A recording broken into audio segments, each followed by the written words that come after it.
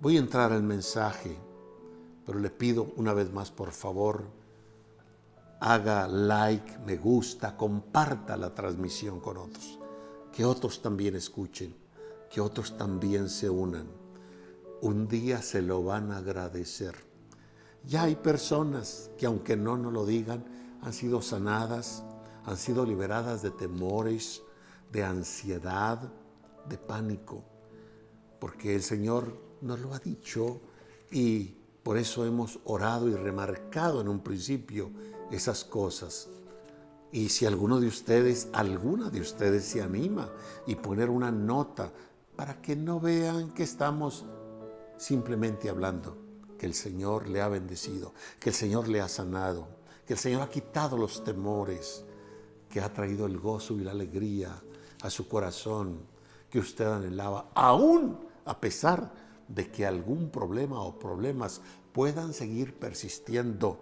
Ahora se da cuenta que su paz, su gozo, su felicidad no depende de las circunstancias, sino de la gracia de Dios en nuestras vidas. Vamos a ver hoy el tema de lo que es ser un cristiano normal. Ser un cristiano normal es renunciar a la vida. La voluntad ya no existe, para sí ya no se aspira. Es sumiso y esclavo de aquel que eligió por rey. Vive en total obediencia, viviendo solo en su ley. Renunció a sus pensamientos, emociones, sentimientos, el no vivir para sí. La fuerza que ahora lo mueve se llama Cristo Jesús, aquel que es inconfundible, que por él murió en la cruz. Ahora, con gratitud y con gran felicidad, disfruta al Cristo viviente que vida le vino a dar. Miremos sobre lo que es un cristiano normal. Pero empiezo diciendo, entiéndase por cristiano, aquellos creyentes a quienes el Señor Jesús no los llamó cristianos, los llamó discípulos, así los llamó. Entiéndanse por cristianos el título, sin embargo, aplicado a los discípulos del Señor, donde primeramente, según el orden cronológico de la palabra de Dios, fue en Antioquía de Siria, no en Antioquía de Pisidia, porque hay dos Antioquías en el concepto nuevo testamentario. En Antioquía de Siria, según Hechos 11:26, y se congregaron ahí por un año con la iglesia y enseñaron a mucha gente, y a los discípulos se les llamó cristianos por primera vez en Antioquía. No se autonombraron. La gente los llamó cristianos. Ellos no se nombraron a sí mismos. La palabra cristiano, según algunos etimologistas, dicen que significa Cristos pequeños o Cristos chiquitos, lo que nos deja la idea que estos discípulos del Señor eran tan serios en su servicio a Dios, su entrega era tal que reflejaban al mismo Señor Jesucristo. Y la gente entonces los llamó cristianos. Cristianos significa, o mejor dicho, está en 3 ocasiones solamente. En Hechos 11:26, lo que acabo de citar, y en Hechos 26:28 fue el título que el rey Agripa utilizó a dirigirse a Pablo. Entonces Agripa dijo a Pablo: por poco me persuades a ser cristiano. Porque Pablo también, al igual que los discípulos en Antioquía, con su estilo de vida reflejaban a Cristo. El apóstol Pedro, cuando escribe una de sus cartas, acepta el término diciendo acerca de sufrir como cristiano. Primera de Pedro 4:16. Pero si alguno padece como cristiano, no se avergüence, sino glorifique a Dios por ello. Ahora, ¿por qué el título de este mensaje, un cristiano normal? Porque hay una gran masa de gente que lleva el nombre de cristianos en el mundo y en la práctica, en el estilo de vida y en lo que se proyecta, esta gran masa vino a ser cualquier cosa menos seguidora de Cristo, como lo vamos a evidenciar a la luz de las Sagradas Escrituras en el tema de hoy y de mañana. Para aprender qué es el cristianismo conforme a Dios, tenemos que volvernos no al cuerpo profesante de hoy en día, sino al modelo, al patrón de las Sagradas Escrituras que testifican claramente de lo que es el estilo de vida cristiano y que tristemente algunos solo somos cristianos nominales de nombres. Porque estos temas son los que vienen a mi espíritu, porque el plan de Dios es volvernos a Él. Es que tengamos un verdadero estilo de vida cristiano.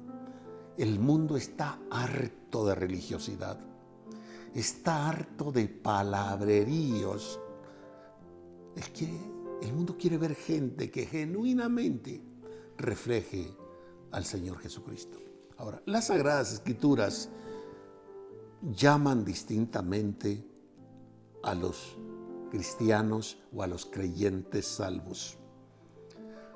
Hay una vez, según Hechos 9:2, que a los creyentes salvos se le llaman los del camino.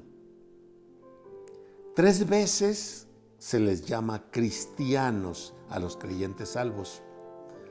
62 veces en el concepto nuevo testamentario se le llama santos a los cristianos. Es un término que nosotros poco usamos, pero es totalmente escritural. Si nos encontramos con un creyente salvo y le decimos, santo, ¿cómo estás? O santa, ¿cómo estás? Pero no lo usamos porque nos sentimos indignos de ello. Pero la verdad es que Dios nos ha apartado, nos ha llamado a salir del mundo y del pecado. 62 veces se le llama a los creyentes salvos santo o santos. Era un término que Pablo utilizaba mucho. 72 veces en el concepto nuevo testamentario a los creyentes salvos se le llaman creyentes, exactamente creyentes. 232 veces a los creyentes salvos se les menciona por hermanos y 232 veces también se les menciona a los creyentes salvos como hijos de Dios. Pero 262 veces se les llama discípulos. El término que más abunda, cómo se les llamaba a los creyentes salvos, era discípulos. No voy a entrar en la etimología del término, pero en sí quiere decir aquellos altamente interesados en conocer de su maestro y de sus enseñanzas. Este sagrado camino no tiene fin, aun cuando entremos a la dimensión de lo eterno. Es un camino que no tiene fin. Siempre estaremos aprendiendo, creciendo. Ahora, yo usaré el título cristiano y pondré a la enseñanza, a la reflexión de hoy, cristianos normales. Y voy a partir de 2 de Corintios 5, 14 y 15, que dice: porque el amor de Cristo nos constriñe, pensando esto, que si uno murió por todos, luego todos murieron, y por todos murió, para que los que viven ya no vivan para sí, sino para aquel que murió y resucitó por ellos. Qué tremendo pasaje. Porque el amor de Cristo nos constriñe. Si el amor de Cristo no nos constriñe, porque déjeme ilustrarlo, que no es la mejor ilustración y con todo el respeto para una madre y el amor de una madre, que humanamente hablando, nadie puede tener un amor como el amor de una madre. Pero si hiciera yo la suma de todas las madres que están sobre el planeta Tierra y todas las madres que han pisado la Tierra y que por razón de la edad humana ya murieron, e hiciera la suma de su amor, no equivale al amor de Dios, al amor de Cristo. El amor de Cristo nos constriñe. Esta palabra constriñe, sunejo en el griego, significa nos obliga, nos precisa, nos compele por fuerza a alguien a que haga y ejecute algo. El amor de Cristo nos liga poderosamente, nos constriñe poderosamente. Pensando esto, ¿qué es lo que usted tiene que pensar? ¿Qué es lo que yo tengo que pensar? Y que en esto está el amor de Cristo expresado en forma tal que nos liga, que nos obliga, que si uno murió por todos. ¿Quién es ese uno que murió por todos? Es el Señor Jesús. Murió por usted, murió por mí, murió por todos. Y si uno murió por todos, entonces nosotros morimos ahí en Él. Luego el versículo termina diciendo, todos murieron. No todos van a morir, todos murieron. ¿Dónde morimos usted y yo? En la cruz, con el Señor Jesús. Y por todos murió. Esta palabrita nos indica hacia dónde se encamina la acción de que Él murió por todos. Y por todos murió para que los que viven, como usted y yo, que vivimos ahora, pero que debemos regresar en el pensamiento a la cruz del Calvario, donde Jesús no murió solo. Ahí morimos usted y yo, para que los que vivan ya no vivan para sí. O sea, si yo creo en ese acto redentor, si yo creo en lo que Jesús hizo en la cruz del Calvario, no solo murió Él para sí mismo, no. Él murió no para sí mismo, Él murió por todos. Entonces, nosotros morimos en Él. Y por todos murió para que los que viven ya no vivan para sí. O sea que usted no tiene el derecho de vivir para usted. Yo no tengo el derecho de vivir para mí. El único que tiene derecho de vivir en usted, por usted y para mí, es aquel que murió por mí. Entonces, ya no viva para sí, sino para aquel que murió y resucitó por ellos. Entonces, el Señor Jesús no debe ser solo mi vida, sino mi estilo de vida. Primera de Corintios 6:17 dice, pero el que se une al Señor, ahorita amplío esto que acabo de cerrar para leer este versículo, pero el que se une al Señor, un espíritu es con Él. el Cristo Espíritu viene a residir en nosotros una vez que nosotros hemos sido regenerados y se hace uno con nuestro espíritu. ¿Cuál es entonces el anhelo de Dios hacia nosotros? ¿Cuál es el anhelo del Señor Jesús en nosotros? El anhelo es que seamos uno en Él. ¿O no sabéis que sois templo del Espíritu Santo, el cual está en vosotros, el cual tenéis de Dios, y que no sois vuestros? O sea, no nos pertenecemos. Porque 1 Corintios 6:20 dice, porque habéis sido comprados por precio. Glorificad pues a Dios en vuestro cuerpo y en vuestro espíritu, los cuales son de Dios. No somos dueños de nuestro ser. No soy dueño de mi ser. No es usted dueño de su ser. Alguien lo compró ya, para que nosotros glorifiquemos a Dios en nuestro cuerpo y en nuestro espíritu, los cuales son de Dios. Juan 15, 4 y 5. Permaneced en mí, yo en vosotros. Como el pámpano no puede llevar fruto por sí mismo si no permanece en la vid, así también vosotros si no permanecéis en mí. Porque separados de mí, termina el verso 5, nada podéis hacer.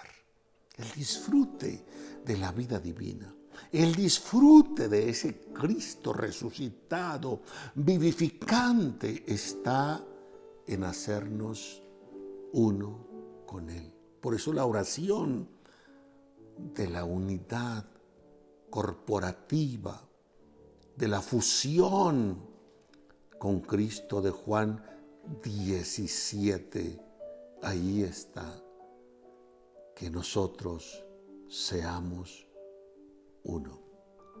Todo esto indica de manera clara que el Señor, siendo espíritu, se fusiona y se mezcla con nuestro espíritu, haciéndose uno con Él. Todo esto ocurre en los creyentes regenerados, que como dice el Evangelio de Juan, capítulo 3, verso 8, el viento sopla de donde quiere y oye su sonido, mas ni sabes de dónde viene ni a dónde va. Así es todo aquel que es nacido del Espíritu. Así que el viento sopla de donde quiere. Oímos su sonido, pero no sabemos de dónde viene el viento ni sabemos a dónde va. No hay nadie en la tierra que pueda dirigir el viento.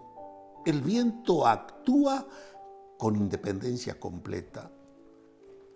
Ni aún lo podemos ver. Sabemos que está ahí porque produce un sonido al chocar con los objetos, pero nadie conoce su origen y su destino. Y el Señor Jesús añade, así es todo aquel que es nacido del Espíritu. Entonces, la relación del viento con respecto al cuerpo se asemeja a la del Espíritu con el alma. El viento actúa como a Él le place. Así también es el Espíritu de Dios en nosotros. Él quiere actuar no como nosotros queremos, no como nosotros deseamos, como a Él le place. Él quiere tomar contentamiento en nosotros y de la manera que lo toma es actuando Él su voluntad en nosotros. Su acción es soberana, es incomprensible y hasta misteriosa. A esto se refirió el apóstol Pablo cuando dice en Gálatas 2:20, con Cristo estoy juntamente crucificado y ya no vivo yo, mas vive Cristo en mí, y lo que ahora vivo en la carne lo vivo en la fe del Hijo de Dios, el cual me amó y se entregó a sí mismo por mí. Pero de veras nos damos cuenta de lo que significa este versículo. en nuestro andar diario. Quizá no hay otro versículo más clave y más crítico, diría, que este. Decirlo, recitarlo, memorizarlo, leerlo es una cosa. En cambio, vivirlo en la prueba de la vida es otra cosa. He sido crucificado. Es el punto de partida de este versículo. De donde partimos también hay un paralelo de 2 de Corintios 5:14. El tiempo del verbo es crucial. No es tanto que ahora estoy crucificado. Eso viene implícito. La idea predominante del tiempo perfecto pasado está aquí en voz pasiva. Es que he sido crucificado en un punto de tiempo de la historia, en el pasado. Cuando yo fui crucificado en un punto de la historia en el pasado, cuando el Señor Jesús fue crucificado. Esto significa que lo que ocurrió en la cruz fue una crucifixión verdadera que coincide con esa muerte expiatoria, de tal modo que Pablo y nosotros como Pablo vivíamos en ese momento presente para ser crucificados juntamente con Él. Estábamos bajo el poder y la eficacia de esa muerte, que es la única muerte que traería satisfacción a Dios de una vez y para siempre. Romanos 6:10 dice, porque en cuanto murió, al pecado murió una vez por todas. Mas en cuanto vive, para Dios vive. Verso 11. Así también vosotros, así también ustedes, consideraos muertos al pecado, pero vivos para Dios en Cristo Jesús, Señor nuestro. Verso 12. No reine, no gobierne, no controle, pues el pecado en vuestro cuerpo mortal, de modo que le obedezcáis en sus concupiscencias o deseos desordenados. Dicho en términos sencillos y claros, a veces veo la crucifixión del Señor como algo objetivo, como un objeto allá en el Monte Calvario hace 2000 años. Él murió. Pero lo que la Biblia me está diciendo es que nosotros morimos en Él. Ahí estábamos nosotros muriendo en Él. Allí estábamos potencialmente. Y el texto dice, porque en cuanto murió, al pecado murió. Entonces ahí nosotros también morimos al pecado. Por lo tanto, hoy potencialmente, si yo creo eso, ¿por qué?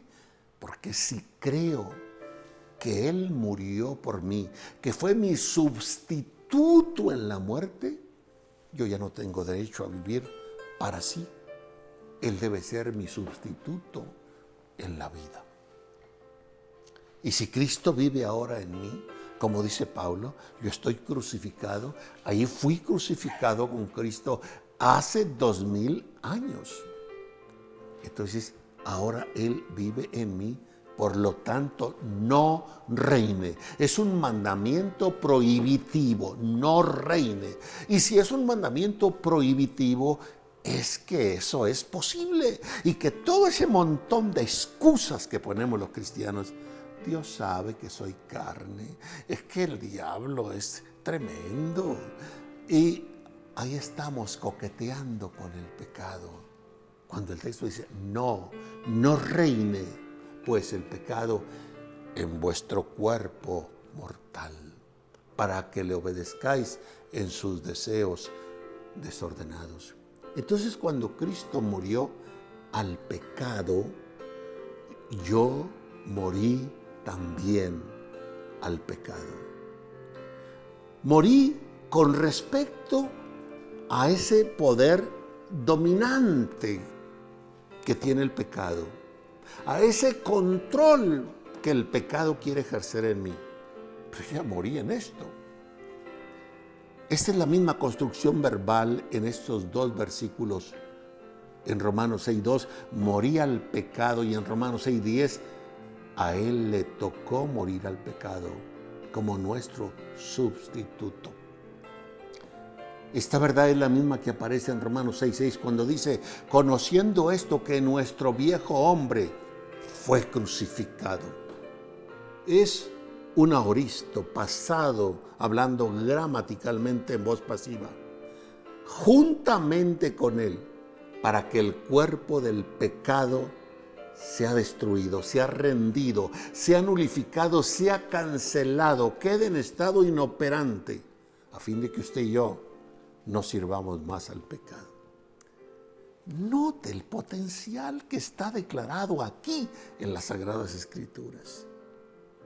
No hay excusa de que un cristiano regenerado que cree esto se bata en el pecado, tome el pecado como un estilo de vida, se justifique aún diciendo, Dios sabe que soy carne. Es cierto que el pecado está en esta carne, pero el pecado que está en la carne está inoperante, porque ya esta carne fue crucificada. ¿Cuánta razón tenía el apóstol Pablo? Ya no vivo yo. Entonces, ¿quién vive? Más vive Cristo en mí. Entonces, al llegar Cristo, el Cristo Espíritu, a la vida de Pablo, Pablo no se salió. Lo que hizo Pablo se fusionó. Así como fusionamos nuestra voluntad con la de Él, fusionamos nuestro espíritu con Él. Bien, Cristo llega, Pablo no se sale, se fusiona, siendo uno con Él. Ya no vivo yo, mas vive Cristo en mí. Esto significa una consecuencia radical. Piense por favor en esto. En la unión o fusión del matrimonio, la Biblia dice que se es uno y todo el mundo lo creemos. Ya no serán dos, sino una carne. En la unión con el Cristo Espíritu, ¿se ha de ser menos que eso? Creo fielmente que no. Tenemos que ser uno en espíritu. De tal forma que lo he comentado en algunas ocasiones, que el capítulo del Nuevo Testamento que más menciona la palabra espíritu es el capítulo 8 de Romanos. Si usted cuenta las veces que está la palabra espíritu, ahí está 22 veces. Pero si usted toma las distintas traducciones y versiones de la Biblia y ve la palabra espíritu, se va a dar cuenta que hay discrepancia en que algunas, la misma palabra espíritu, le ponen una E mayúscula, otros le ponen una E minúscula. ¿Por qué? La explicación que yo tengo es sencilla. Es sencilla. Una es que en el griego no había mayúsculas y minúsculas, pero hoy, con el fin de facilitarnos la comprensión de la Sagrada Escritura, los traductores, esos hombres eruditos en las lenguas griegas, hebreas, etc., ellos ponen la palabra E con mayúscula, E mayúscula, espíritu con mayúscula, donde ellos creen que se está refiriendo al Espíritu de Dios, E con minúscula, donde creen que se refiere al espíritu humano. Pero me doy cuenta que hay discrepancia en las Biblias. ¿Por qué? Es como si Dios nos hubiera dejado un problema en la traducción, pero para mí no es eso. Lo que pasa es que cuando el Espíritu de Cristo, el Espíritu Santo, el Espíritu de Dios viene a nuestro espíritu, no es para ponerse al lado, es para fusionarse y hacer uno. El que se junta con el Señor, un espíritu es con Él. De tal forma que no parece haber distinción. Yo les decía en cierto momento, y tal vez parezca locura, pero para mí no lo es, que así lo puedo ver en mi espíritu, que el hombre, a quien llamamos más comúnmente Adán, antes de haber pecado, él proyectaba a Cristo. Era la imagen viva de Cristo, del Cristo viviente. De tal forma que en una cristofanía, en una personificación, llamémosle así, que no es del todo correcta la palabra personificación, en una aparición de Cristo, en una cristofanía, Adán aquí, Cristo aquí, conversando ellos, los animales, al verlos, no hacían diferencia, no hacían distinción. Entonces, un espíritu en él y consecuentemente una voluntad, una sola verdad, una total sumisión, una obediencia absoluta. No hay término medio, es solo sí, sí o no, no. Eso es cristianismo normal. Eso es lo normal de un cristiano. Permítame hacer una pausa antes de continuar, porque vamos enseguida a pasar sobre el aspecto de remarcar un poco la obediencia. Porque salir de esta pandemia, de este encierro, que gracias a Dios por él yo nunca pensé que lo tendría. Tanto yo como mi esposa, quizá como mis hijos, ya nos habíamos acostumbrado más bien a una ausencia por razones de trabajo y de servicio a otros.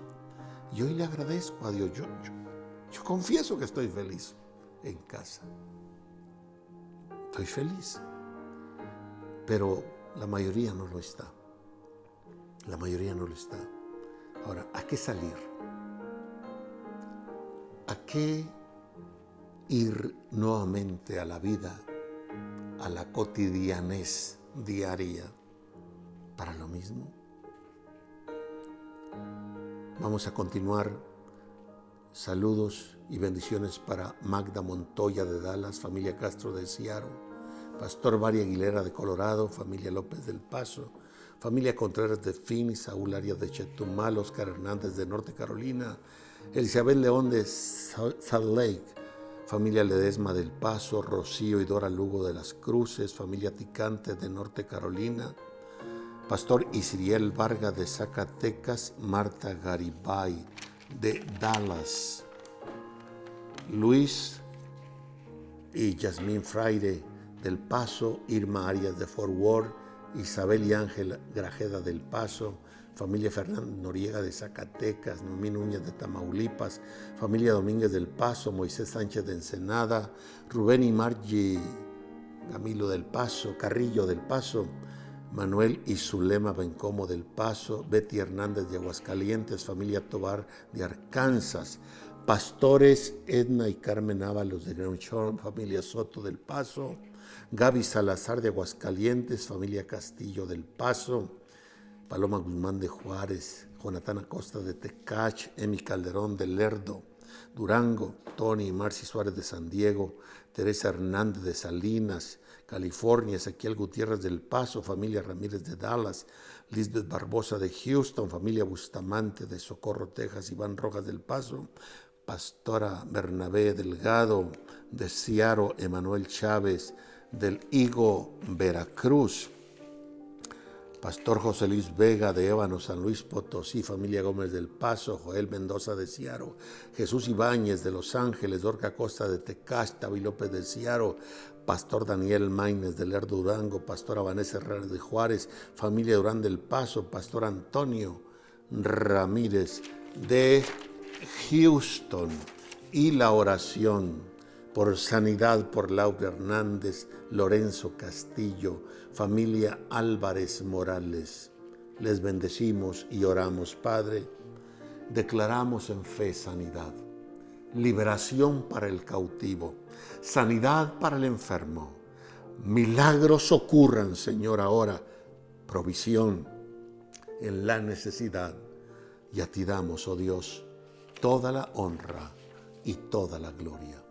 En los minutos que nos faltan, comparta por favor esta transmisión, que otros también participen de lo que a continuación viene. Les recordamos, nuestra página en internet es www.mselp.org.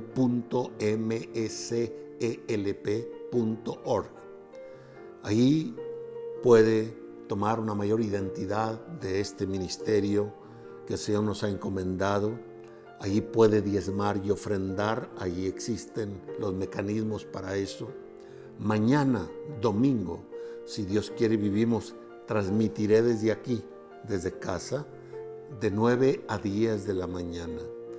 Pero habrá hermanos, 2 hermanas, no más que eso, y 3, 4 de seguridad en las instalaciones. Yo después de terminar aquí iré para entregar diezmos y ofrendas del Señor, y que lo he hecho toda la vida, por 50 años o más, con todo mi corazón. Sé que pertenece a Dios y que eso bendice mi vida y que es semilla de reino. Hágalo usted también. No tiene que bajarse del carro. Pasa, ahí están 2 hermanas con la máquina o con las máquinas. Hay un buzón donde puede dejar eso, y les bendecimos y agradecemos su fidelidad a Dios, su sentido de responsabilidad y compromiso. Pueden aprovechar para salir sin bajarse del carro, o vaya algún miembro de la familia y haga esto en el nombre del Señor Jesucristo. Un espíritu con Él, una voluntad, la de Él, una sumisión total y plena al Rey. El enemigo ha hecho creer a muchos que renunciar a su voluntad, a su libre albedrío y someterse al Señor es algo religioso, fastidioso, cansado. Es todo lo contrario. Ahí está el verdadero disfrute. Ahí está. Hágalo. Y si usted dice ser cristiano y todo lo que tiene es fastidio en el servicio a Dios, eso no es un asunto que el problema le recaiga a Dios, es su problema. Es su entrega mediocre, limitada. Entréguese, dese a Él. Vaya, los comparativos que hago son tan entendibles. Es como en un matrimonio. Cuando una pareja no se da el uno en beneficio del otro, son mediocres, limitados en darse. Eso mismo tienen como consecuencia en su vida matrimonial y familiar. Pero dese a su pareja. Dese a su pareja. Ya no serán 2 sino una carne. Dese el uno en beneficio del otro. Y usted va a tener en el matrimonio un disfrute único. Y en su familia, eso será su paraíso aquí en la tierra. ¿Cuánto más nuestra vida entregada al Señor, en obediencia plena? Romanos 5:19, porque así como por la desobediencia de un hombre, los muchos fueron constituidos pecadores, así también por la obediencia de uno, los muchos serán constituidos justos. Obediencia. obediencia plena. Es la regla que rige el cielo. El cielo es otra cosa, totalmente distinta a como son aquí en la tierra, por placentera que sean las cosas. Pero lo que se rige allá, por cómo se rige, es por una obediencia absoluta. Obedezca a Dios, pero obedézcalo de veras. Y va a tomar el disfrute de lo que es realmente la vida cristiana, lo que es un cristianismo normal. Sometámonos a la voluntad plena de Dios. Renuncia a la propia. Fusione su espíritu con el espíritu de Cristo. Más que querer un Cristo al lado, hágase uno con Él. En Hebreos 5, 8 al 10, yendo por el punto ahora de la obediencia es, y aunque era hijo, en relación al Señor Jesús, por lo que padeció, aprendió la obediencia. Así como aprendemos la humildad, la mansedumbre, no nacemos con esas virtudes. Traemos la naturaleza adámica caída. Tenemos que aprenderlo. Así tenemos que aprender la obediencia. Dispongámonos a ser obedientes plenamente al Señor. En el caso del Señor Jesús, por lo que padeció, aprendió la obediencia. O sea que el aprendizaje de la obediencia puede costarnos algún padecimiento, pero vale la pena. El disfrute de ir aprendiendo obediencia y de irnos fusionando, siendo uno con el Señor, supera en mucho cualquier padecimiento. El verso 9 de Hebreos 5 dice, y habiendo sido perfeccionado en el aprendizaje de la obediencia, vino a ser autor de eterna salvación para todos los que le obedecen. No podemos levantar la bandera de la salvación sin la obediencia. No podemos levantar la bandera de la salvación sin someternos a su voluntad.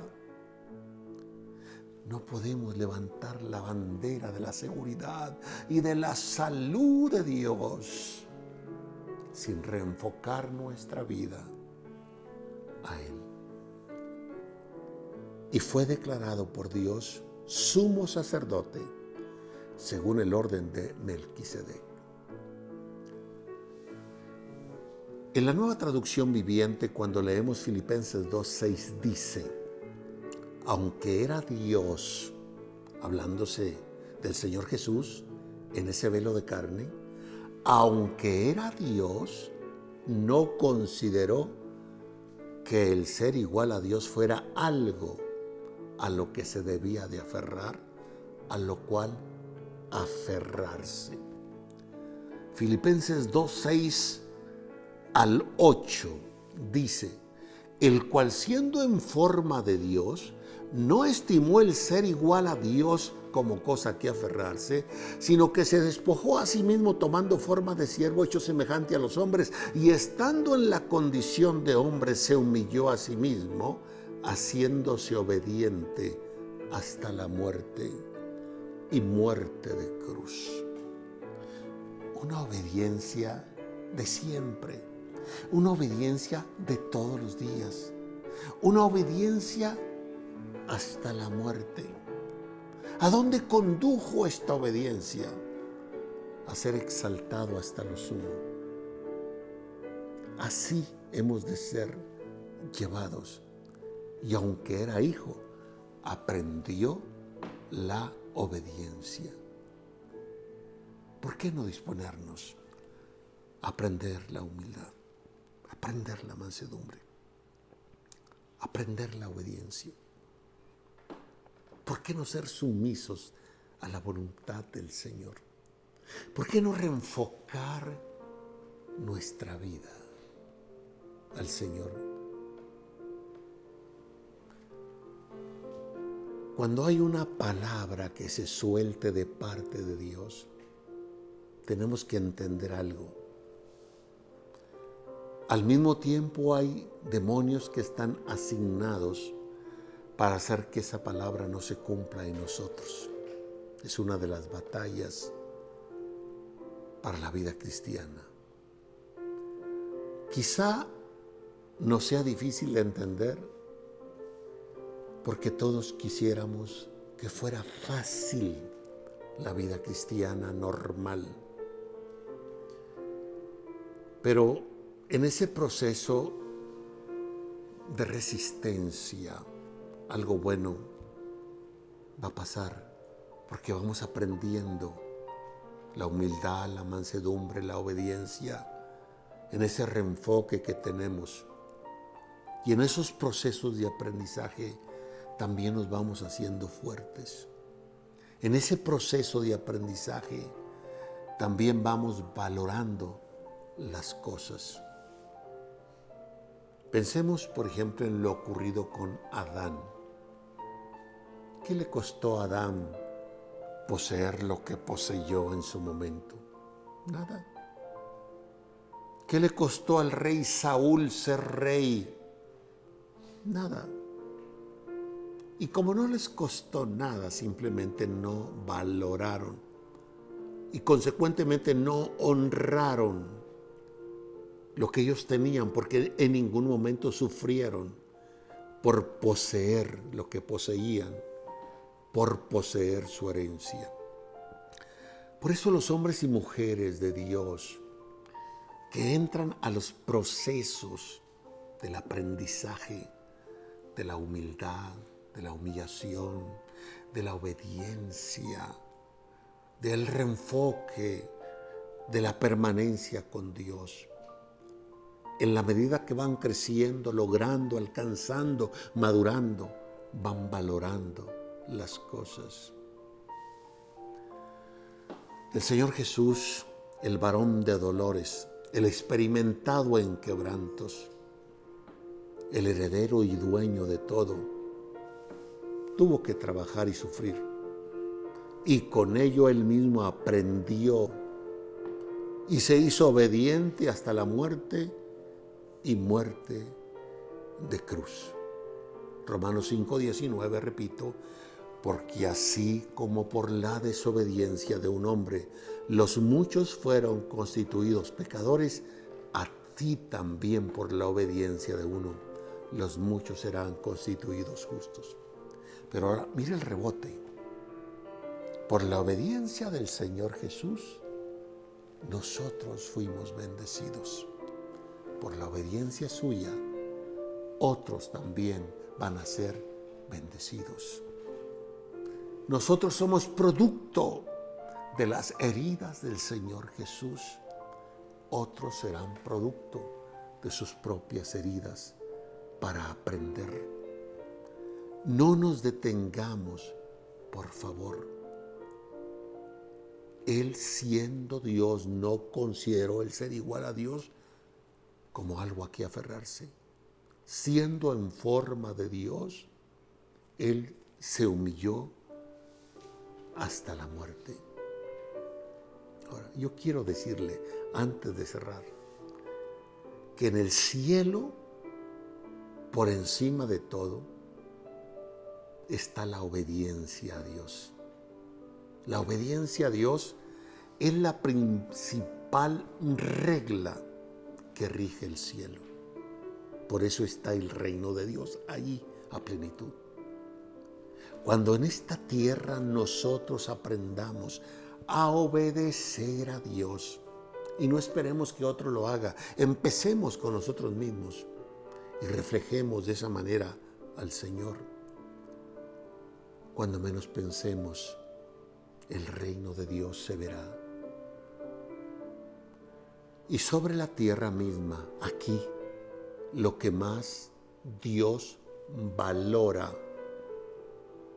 Dios valora mucho a alguien que es absolutamente veraz, que ama la verdad sobre cualquier costo, que se dispone hacia la verdad. No significa que el encarnar la verdad en su vida Él sea perfecto, y aun cuando la haya encarnado, pero es muy claro y evidente que esa persona ama la verdad.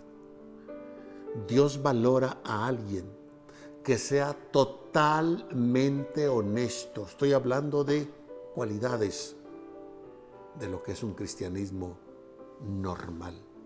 Aquellos que tienden a ser absolutamente veraces. Aquellos que tienden a ser totalmente honestos. Dios valora mucho a todo aquel que ora, se comunica con Él antes de tomar cualquier decisión en su vida, no que después que toma las decisiones que le da la gana y está pidiéndole oración a todo el mundo y hasta quiere poner ayunar a todo el mundo. Entonces, ¿por qué no orar antes de tomar decisiones en la vida?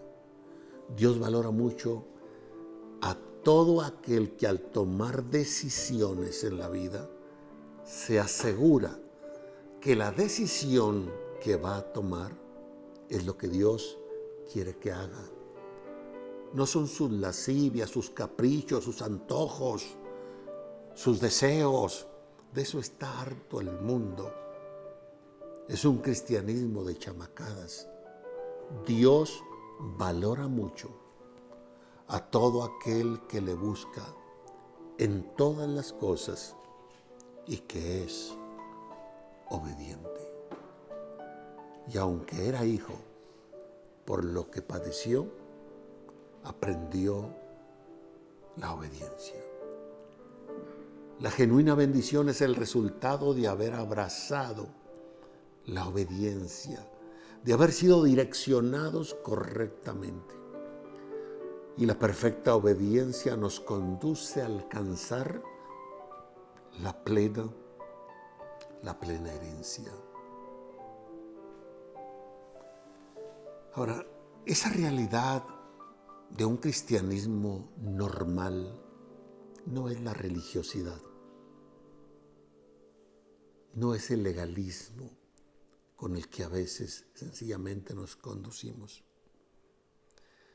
Y llamo religiosidad a lo que es una distorsión de religión, aquello que creemos que nos conecta a Dios, nos religa a Dios, pero no es cierto. Llamo legalismo a una distorsión de lo legal, aquello que creemos que es escritural y que es legal, pero no es. A veces son simples y malas interpretaciones. La obediencia. Primera de Samuel 15, 22 y 23. Y Samuel dijo: se complace Dios tanto en los holocaustos y víctimas como en el que se obedezca a las palabras de Dios. Ciertamente el obedecer es mejor que los sacrificios y el prestar atención mejor que la grosura de los carneros. O sea, yo no puedo poner la ofrenda, no puedo poner el diezmo, no puedo poner actos u obras por delante y yo seguir siendo de manera consciente y voluntaria un desobediente. Primero es mi obediencia. Dios primero ve a mí, ve mi corazón, ve mi deseo de servicio y sumisión a Él y luego ve lo demás. Por eso Dios vio a Abel y luego su ofrenda. Vio a Caín y luego a su ofrenda. Y el profeta Samuel le dice a Saúl: se complace Dios tanto en los holocaustos y víctimas como en que se obedezca a sus palabras. Pero ciertamente el obedecer es mejor que los sacrificios y el prestar atención que la grosura de los carneros. Como pecado de adivinación, en otras palabras, como brujería, es la rebelión.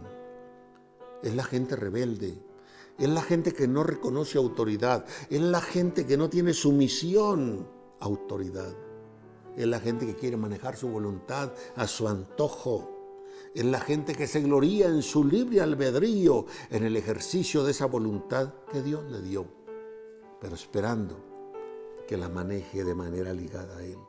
Porque como un pecado de adivinación es la rebelión y como ídolos e idolatría la obstinación. Por cuanto desechaste la palabra de Dios, Él también te ha desechado para que no seas rey. Pero veamos un caso contrario, En el caso de Abraham, nuestro padre, y su obediencia. Dios le dice en Génesis 22:18, en tu simiente serán benditas todas las naciones de la tierra, por cuanto obedeciste a mi voz. Bendito sea el Señor por hombres que como Abraham, su obediencia, como la obediencia del Señor Jesús, causó nuestra bendición. Eso causará su obediencia, mi hermano. Eso causará mi obediencia. Que seamos instrumentos de bendición a la familia, a los amigos, a los compañeros de trabajo. Déjeme cierro con esta reflexión del capítulo 28 de Deuteronomio. Acontecerá, sucederá, que si oyeres atentamente la voz del Señor tu Dios, primero es oír, para guardar. Hay gente que no está dispuesta a oír la voz de Dios, la palabra de Dios. Hay otros que son prestos para oír, pero solo oyen. Nos entra por un lado, nos sale por el otro. Pero va a acontecer que si nosotros oímos atentamente, no nada más oír por oír un ruido de palabras, oír atentamente la voz de Dios para guardar. La oigo y la atesoro, la guardo. Pero enseguida, y poner por obra. Oír, guardar y ejecutar todos sus mandamientos que yo te prescribo hoy.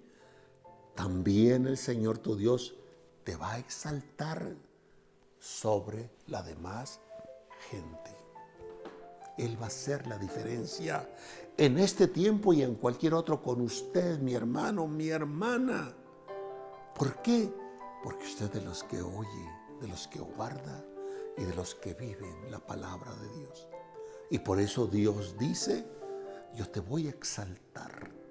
Voy a hacer en ti la diferencia como fiel y constante sobre los demás. Y vendrán sobre ti todas estas bendiciones y te alcanzarán si oyeres la voz del Señor tu Dios. Bendito serás tú en la ciudad, bendito serás tú en el campo. Bendito el fruto de tu vientre, el fruto de tu tierra, el fruto de tus bestias, la cría de tus vacas, los rebaños de tus ovejas. Bendita será tu canasta, tu arteza de amasar. Bendito serás en el entrar y bendito serás en tu salir. El Señor va a derrotar a los enemigos que se levanten contra ti. El Señor, dice el verso 8, te enviará bendición sobre tus graneros, sobre todo aquello que tú pongas tus manos, y te bendecirá en la tierra que el Señor, tu Dios, te da. Te abrirá el buen tesoro del cielo, te enviará lluvia a su tiempo, te bendecirá en la obra de tus manos, prestarás a muchos, tú no pedirás prestado. Te pondrá Dios por cabeza y no por cola. Estarás encima, no estarás debajo. Cuando obedezcas los mandamientos del Señor tu Dios, que te ordeno hoy, y que los guardes y que los cumplas. Y que estas palabras que yo te mando, dice el Señor, no se aparten de ti, a diestra ni a siniestra. Pero acontecerá que si todo lo contrario, no estás dispuesto a oír la palabra de Dios, no estás dispuesta a guardarla, no estás dispuesto a cumplirla, vendrá todo lo contrario. Vendrán sobre ti estas maldiciones y te alcanzarán. Maldito en la ciudad, maldito en el campo, maldito en tu entrar y maldito en tu salir. Entonces, lo que sucede en el mundo, solo hay una distinción. Estamos aproximándonos a la segunda venida del Señor en la tierra. Y entre más nos aproximamos, las cosas van a ser mucho más marcadas. Donde el Señor dice, voy a hacer la diferencia entre el que me sirve y el que no me sirve. Mi hermano, mi hermana, mi amigo, mi amiga, usted y yo vamos a escoger de qué lado queremos estar. ¿De los bendecidos o de los que están bajo maldición? ¿Qué esperamos en el retorno del Señor Jesús a la tierra? ¿Recompensa o castigo? No culpemos a Dios, por favor. Algunos insensatos dicen, ¿dónde está Dios? La respuesta es muy sencilla, donde tú lo dejaste, donde tú lo olvidaste. Ahora sí te acuerdas de Dios. Vamos a orar. Vamos a orar. Amado Señor Jesucristo, gracias por esta palabra. A veces nos suena como cruda, pero es la realidad. Permítenos la gracia de oírla atentamente, guardarla como un verdadero tesoro, practicarla. Que sea nuestro deleite, que sea más dulce que la miel misma. Porque tú nos has mostrado en tu gracia este camino de la vida. En tu presencia hemos hallado plenitud de gozo. En ti estamos completos, estamos felices. Quisiéramos meterle hasta los tuétanos a los demás, Señor, esta verdad sagrada, y que disfrutaran esta paz que nosotros podemos disfrutar en ti. Bendice a los que no te han recibido como Señor y Rey.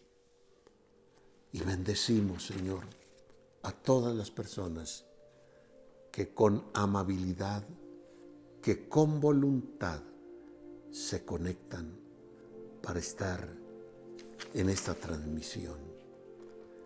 Y saludamos por ello a la familia Millán de Culiacán, a Olga Parra del Paso, al pastor Milton Alvarado de Puerto Rico, a los pentecostales de Houston, a familia González del Paso, a Lili López del Paso, a Mariana Becerra de Cuauhtémoc, a Isabel González Concha García de Aguascalientes, a Ramona Flores de Los Ángeles, a Chelis Pérez de Ciampan de Hidalgo, a Leodoro y Elena Juárez de Juárez, al pastor Alonso Padilla de Odessa, a Rogelio Salazar de Gainesville, a Rosa y Víctor González de Juárez, a los pastores Joe y Rita Ríos de Houston, José Alma Herrera de Oklahoma, a Joana Miramontes de El Paso. Le recordamos nuestra página de internet www.mselp.org.